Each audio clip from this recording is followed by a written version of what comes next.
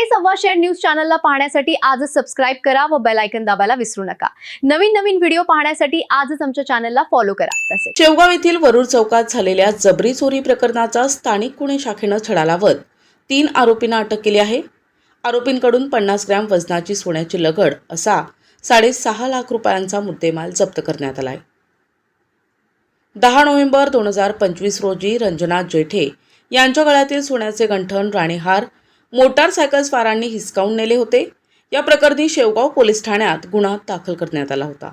Police निरीक्षक संतोष मुटकुळे यांच्या नेतृत्वाखालील पथकाने तांत्रिक विश्लेषण आणि गुप्त माहितीच्या आधारे लखन विजय काळे, कानिफनाथ अंबादास झिपरे आणि भारत महादेव दहिवाळकर यांना ताब्यात घेतले। चौकशीत आरोपींनी गुन्ह्याची कबुली दिली।